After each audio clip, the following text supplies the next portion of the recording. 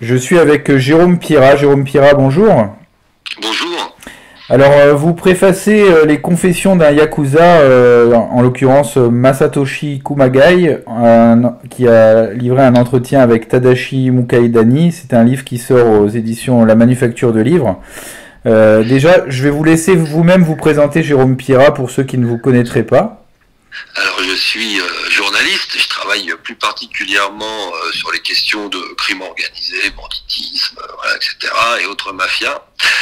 Pour la presse écrite pendant un certain temps, plus particulièrement pour la télévision depuis une dizaine d'années, et puis j'ai commis quelques ouvrages voilà, sur le sujet. Et notamment un livre sur les Yakuza il y a maintenant près de 15 ans, dans lequel apparaissait d'ailleurs Masatoshi Kumagai, l'auteur du livre, là, le fameux boss dont on va parler maintenant. Voilà, et puis à côté de ça, je fais un peu de scénario, mais sur des histoires de polar aussi, mais enfin bon, voilà, ça c'est une autre casquette qui nous intéresse moins aujourd'hui.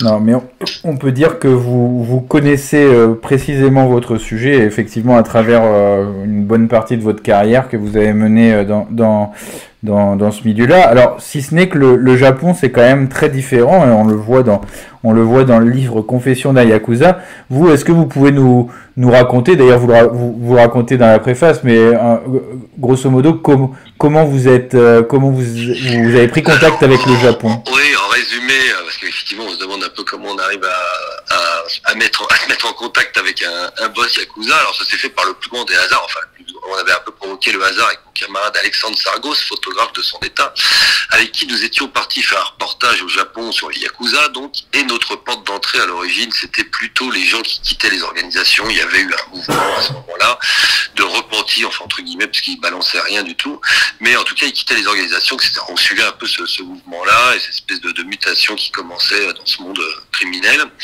Et puis en allant voir, voilà, au hasard de nos interviews, un jour on se retrouve dans un magazine spécialisé sur les Yakuza, une espèce de mafia magazine, et le boss arrive parce qu'il était dans le quartier, il voulait parler au head chef, et puis voilà, puis il nous a donné rendez-vous. Enfin, il a été très étonné de nous voir là, l'autre l'avait prévenu quand même avant de venir, etc. Mais on l'a vu arriver avec entouré de ses gardes du corps, etc.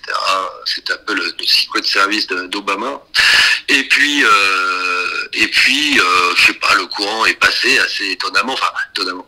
On est resté à notre place de journaliste, mais il nous a donné rendez-vous pour discuter plus longuement plus tard, parce que tant qu'à faire, en gros, il nous a dit, vous vous intéressez au Yakuza, on avait déjà rencontré un boss d'une petite famille, etc., lors de nos déambulations, et là, il nous avait dit, tant qu'il n'y a pas les Yakuza, avec une petite forme de fierté, autant qu'on en discute nous, parce que, en gros, voilà, nous, il nous l'a pas dit comme ça, mais nous, on nous l'a dit, ce monsieur est l'étoile montante de la mafia japonaise.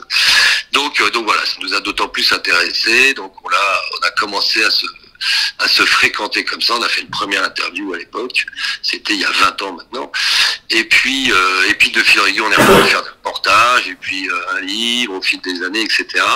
Et puis on est toujours resté en contact, et effectivement une forme d'amitié est née à force entre Masatoshi Kumagai et nous, enfin moi et Alexandre Sargos, le photographe avec qui je travaille sur ce sujet depuis de tant d'années.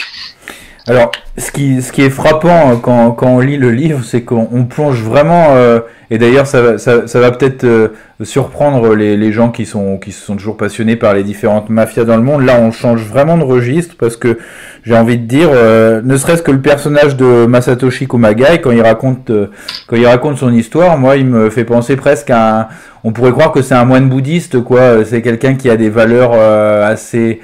Oui, alors alors ce qui est assez vrai, hein, parce qu'on pourrait se dire bon, le type se donne le bon rôle, ou évidemment il va pas écrire que c'est un affreux mafieux, etc. Mais non, pour le connaître depuis, je vous dis maintenant 20 ans, hein, et le voir assez régulièrement, que ce soit au Japon ou même en France d'ailleurs.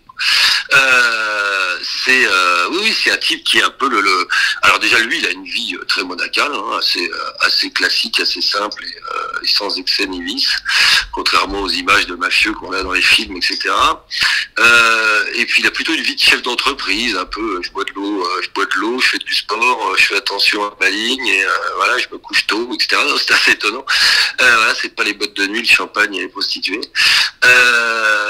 Voilà, et puis effectivement, il y a un côté gardien de la morale, en tout cas de la morale Yakuza, hein, la morale pas la nôtre, gardien des traditions, voilà, des vertus et des vices de la corporation, mais oui, d'un type qui a gardé le moule un peu des yakuza anciens et qui est très à cheval sur ce qu'ils appellent l'otokogi, la voix de l'homme, ou le ninkyodo, ces espèces de droits et devoirs qu'ils ont envers chacun d'entre eux, etc., etc. Donc oui, on est quand même au Japon, dans une société qui est encore, par rapport à la nôtre, empreinte de valeurs assez fortes comme ça, et de hiérarchie, de discipline, d'obéissance, d'honneur, etc., etc. Donc ils en sont d'autant plus nourris, voilà, qu'ils entretiennent ça un peu plus que dans la population où ça se perd quand même. Voilà, on s'occidentalise pas mal au Japon. Alors d'autant plus que bon, on va pas raconter tout le livre, mais il y a quand même quelque chose qui est intéressant, c'est qu'à la base il ne souhaite pas être yakuza. En fait, il devient un yakuza par j'ai envie de dire par défaut et par fidélité aux gens qui l'entourent, plus que par volonté. C'est pas une ambition de vie, puisque non, lui il avait pas du tout envie d'être gangster, hein, puisque c'est le terme qu'on pourrait employer, ou mafieux. Non, il se trouve que bon, il faut lire le livre parce que l'histoire est un peu plus voilà, mais il se trouve que pour rendre service, enfin entre guillemets, ou par voilà, il se fait recruter par un yakuza et un gang yakuza, et il va commencer à bon, il est bagarreur, il est déjà voilà, c'est déjà un garçon qu'on a remarqué, mais que voilà, que les gens ont remarqué.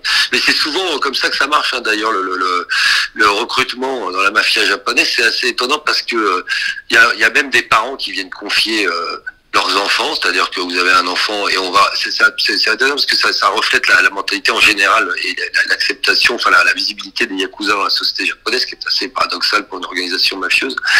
Mais il y a des parents qui viennent, voilà, par exemple, votre fils est sur la mauvaise voie, ils se disent bon bah de toute façon pragmatique, puisqu'il tourne mal, autant qu'il tourne mal dans une entreprise digne de ce nom, donc ils vont voir généralement la famille du quartier en disant bah écoutez, le petit tourne mal, on vous le confie au moins qu'il travaille chez vous. Plutôt qu'ils fassent n'importe quoi de manière sauvage, etc., etc. Donc voilà, bon, tout ça c'est quand même difficile à appréhender pour nous. C'est pas la règle commune non plus au Japon, hein. Les trois quarts des gens ont peur des yakuza, s'en méfient, les rejettent. Voilà, il y a une espèce de désamour qui s'est installé depuis quelques années. On les a longtemps considérés comme des chevaliers, voilà, qui touchaient pas la population. Mais alors, je vais peut-être pas aller trop loin, mais parce que ça va toucher toujours le même sujet, c'est-à-dire une mafia qui est visible. Oui, c'est le seul cas au monde, quasiment, voilà, où on peut trouver le bureau de l'organisation qui a un sigle, des cartes de visite, des membres affichés que tout le monde connaît. Dans le temps, la police venait les visiter régulièrement au siège des organisations, etc., pour boire le café, enfin le thé, et discuter. Donc voilà, donc c'est un truc qui est très très difficile à appréhender pour les Occidentaux, mais c'est simple, c'est que la société japonaise, en gros, c'est dit de manière très pragmatique et rationnelle. Tant qu'à faire, le mal existe. Hein, en gros, sur une pièce, il y a toujours un côté pile, un côté face. C'est inéluctable. Donc, puisque le mal existe et le crime avec, autant qu'on le contrôle. Donc, et tant qu'il y avait une espèce de contrat moral contrat social, plutôt entre la mafia et les autorités, qui disaient qu'en gros, tant qu'on ne touche pas aux citoyens et qu'on ne perturbe pas le grand roi, l'harmonie, voilà, qui nous unit tous, il n'y a pas de souci, les gars, on ferme les yeux. Donc en gros, vous êtes des pourvoyeurs de plaisir, donc c'est-à-dire que vous tenez les jeux, la prostitution, la drogue, le chabou-chabou, les amphétamines, etc., ce genre de trucs. Et en contrepartie, voilà, vous volez pas, vous cambriolez pas, vous braquez pas, il n'y a pas de trouble à l'ordre public ou d'agression des citoyens. Vous êtes plutôt comme pourvoyeur. Voilà, à l'origine, c'était ça. Après, ça s'est vite dévoyé, mais... Oui, parce que tout ça a changé quand même en 1980. Ça, c'était le contrat social, mais qui explique qu'à l'origine, ils aient pignon sur rue. Et donc, ils se sont installés sous forme d'association. Hein, les familles mafieuses, elles sont sous forme d'association loi 1901, enfin l'équivalent. Et donc, elles ont des bureaux, des cartes de visite, des membres officiels, etc., un président qui est le boss. Et donc évidemment tout ça a changé au fil des années 80. La mafia japonaise a fait beaucoup d'entrées dans le monde au fil des décennies. En gros, pourquoi? Parce qu'ils ont été les bras armés du pouvoir japonais pendant des années quand il fallait réprimer des contestations, ce genre de choses, etc., étudiantes, gauchistes, et en passe, on appelait les gros bras de la mafia en force pour aller casser du manifestant ou du syndicaliste. Et donc, pour service rendu à la patrie, en gros, on l'a laissé prospérer comme ça dans ce qu'on appelait le monde flottant, c'est-à-dire le monde des plaisirs des amis, qu'on leur laissait un peu régenter. Et puis, ayant les dents longues, au bout d'un moment, ces gens de prestataires de services, ils ont voulu devenir associés, donc ils ont commencé, au fil des années, ça s'est fait des années, en gros, 50, 60, particulièrement jusque dans les années 80. Quand le Japon est devenu une très grosse puissance économique, ils ont embarqué dans le train. Et dans les années 80, ils ont commencé à faire parasitisme politico-économique à haut niveau. Ils ont levé des millions dans les banques, il y avait des lignes de crédit accordées par les banques, etc. C'était un peu l'économie folle des années 80 au Japon, l'argent coulait à flot.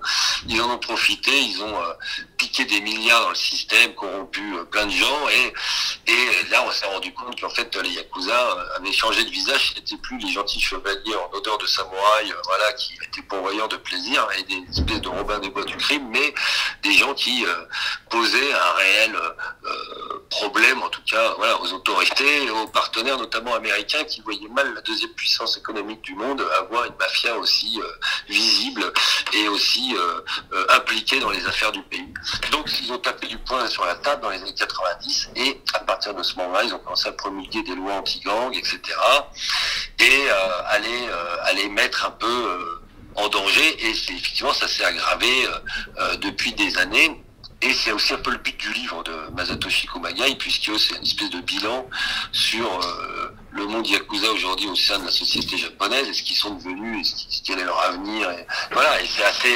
ils sont en voie de ce qu'on appelle, de mafioisation, c'est-à-dire que là où ils étaient visibles... Oui, ils sont de devenir réellement tous clandestins, quoi. Ils vont devenir plus comme les mafias traditionnelles, c'est-à-dire anonymes, et ils rentraient dans l'ombre et les bas-fonds, et donc eux plaident en plus en disant vous êtes débiles, plus vous nous tapez dessus, plus on va laisser nous faire notre petit business comme on faisait avant. Ok, on va plus trop mais sauf qu'ils sont dans le retraitement de déchets, dans la construction, dans le BTP, dans les marchés publics, j'en passe des meilleurs. Donc il est difficile de les laisser prospérer comme ça plus longtemps. Et est-ce que c'est pas les plus radicaux en plus, parce qu'on dans le livre on en parle, il y a eu une énorme baisse du nombre de membres des clans Yakuza, mais est-ce que c'est pas finalement les plus purs et les plus radicaux qui sont restés, donc les plus dangereux d'une certaine façon aussi? Ah oui, il y a évidemment, puisque de toute façon c'est les plus résistants, c'est du darwinisme criminel, c'est-à-dire qu'en gros les plus tenaces restent, ceux qui savent le mieux survivre, parce qu'en gros, pourquoi beaucoup de gens quittent les organisations? Parce que c'est trop visible, parce que ça devient dur de travailler, parce que travailler entre guillemets, c'est-à-dire de faire leurs affaires, etc., etc. Donc les gens quittent les organisations pour devenir plus indépendants, anonymes, ou se ranger, etc., etc. Ce qui reste effectivement sont des gens qui peuvent survivre encore, malgré l'adversité dont ils sont l'objet. Et donc effectivement, c'est effectivement garder un noyau dur, et qui va en plus lui disparaître des radars policiers. Et parce qu'il augure pas. Donc c'est sans doute une phase de mutation qui dure depuis une vingtaine d'années, mais qui va se conclure par inéluctablement ça. Un alignement sur le monde criminel mondial. Partout ailleurs, les criminels sont censés se cacher plus ou moins. Par définition, eux aussi, ils vont devoir y passer. Qu'est-ce qu'elle représente, cette mafia Yakuza, par rapport aux autres mafias du monde, dans le sens, on sait que d'autres mafias mondiales essayent de s'étendre à d'autres pays. Je pense à la Mara Salvatrucha en Amérique, etc., qui touche plusieurs pays. Est-ce que les Yakuza, eux, c'est vraiment un concept uniquement au Japon, ou alors est-ce qu'il y a des ramifications? Non, et surtout de sphère économique dans laquelle ils peuvent prospérer, parce qu'il y a des échanges, etc., on y reviendra, et ils sont un peu coupés après du reste du monde, parce qu'il y a un gap culturel entre le Japon et le reste du monde, et parce qu'il n'y a pas beaucoup non plus de communauté japonaise à l'étranger, peut-être plus aux États-Unis, et encore, il y avait quelques pieds, on disait à Hawaï, dans des coins comme ça, où il y avait une communauté japonaise un peu plus représentée.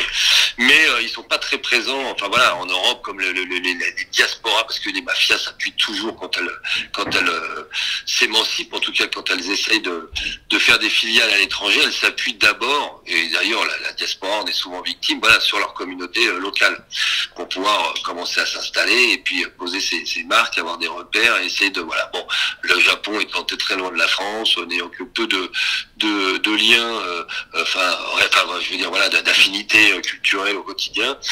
C'est quand même difficile de faire des affaires ici pour eux. En plus, voilà, la communauté est quand même réduite à peau de chagrin, la communauté japonaise en France. Enfin bon, voilà, donc que ça soit ici ou ailleurs, c'est pas une mafia qu'on retrouve beaucoup à l'international, hormis là dans la sphère asiatique. Alors là, oui, on la trouve en Corée du Sud, en Asie du Sud-Est, Thaïlande, etc.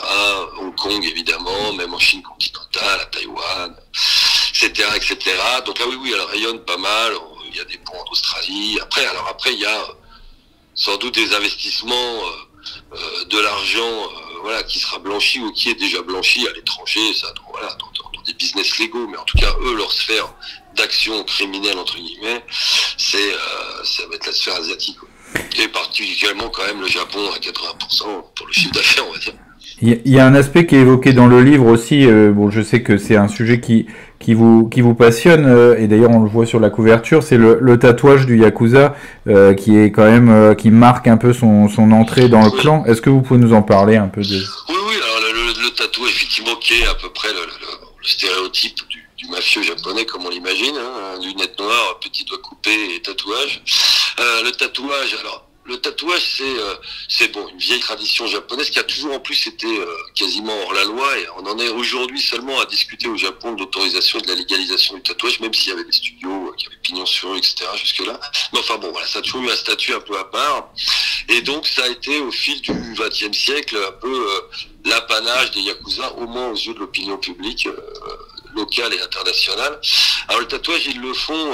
alors aujourd'hui, il faut dire que c'est quand même grandement en baisse. Voilà. Alors on se fait toujours tatouer chez les yakuza, il n'y a pas de problème, etc. Mais enfin, il y en a quand même pas mal qui ne le font plus, parce que voilà, c'est un peu se désigner aux yeux des autorités, et notamment aussi s'ils veulent voyager, faire du business à l'étranger, ça les fait toujours flipper, parce qu'ils n'imaginent pas qu'à l'étranger tout le monde est tatoué de manière japonaise, comme c'est le cas.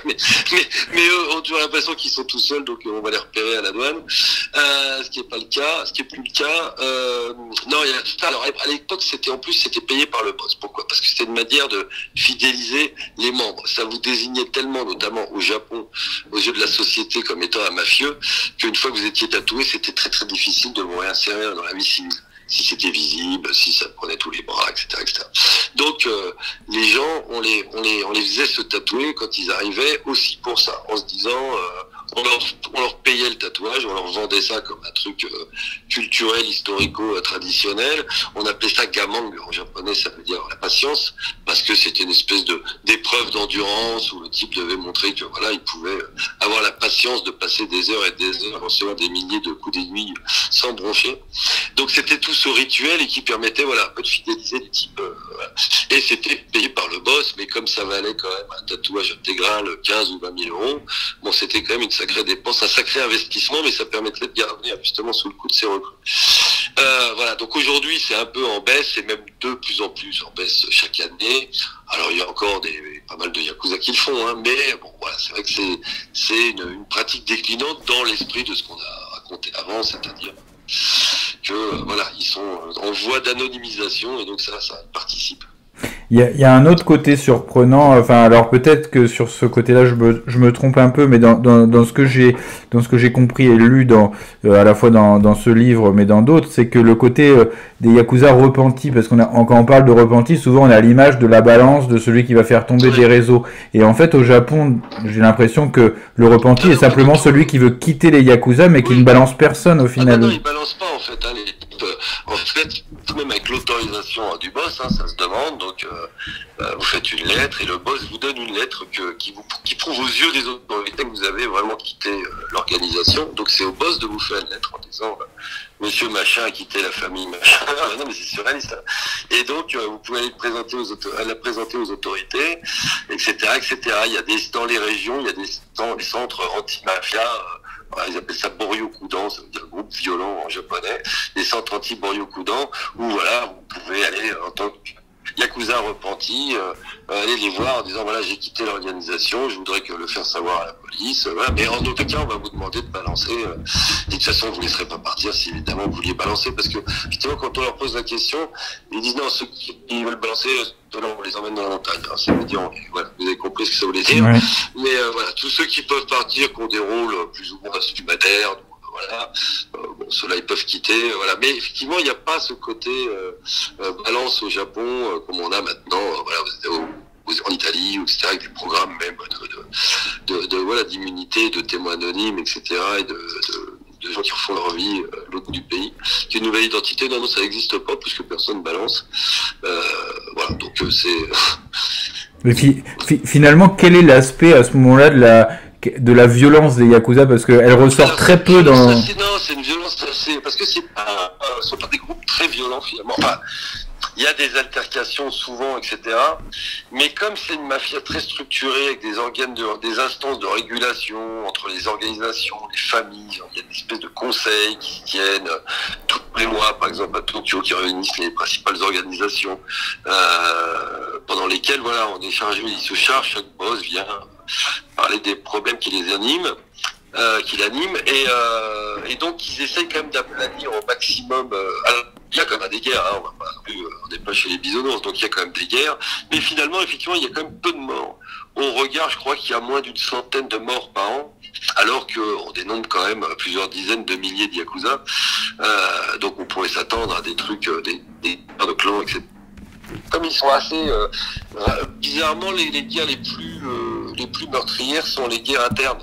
Et pourquoi? Parce qu'il y a régulation, parce qu'il y a des organisations qui sont énormes, comme le Yamaguchi-gumi, qui est la première, qui comptait à son apogée 45 000 membres, donc c'était devenu une pieuvre incontrôlable, donc il y a eu des scissions, etc.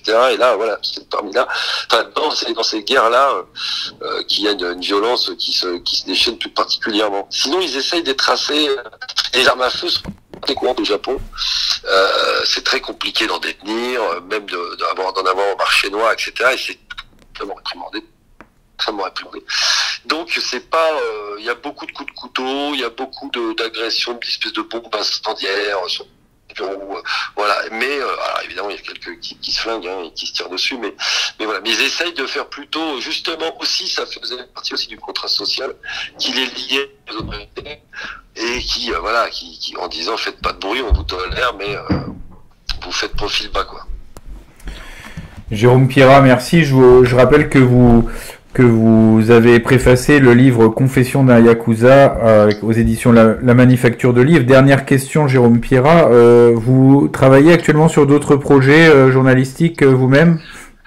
Oui. Alors moi, sur un livre sur une espèce de photographie du crime organisé, banditisme, mafia et autres gangs en France aujourd'hui.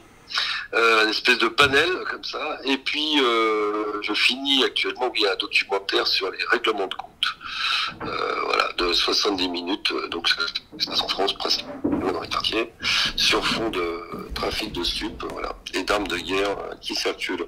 Voilà, donc voilà l'actualité qui m'anime. Merci Jérôme Pierrat. C'est moi qui vous remercie.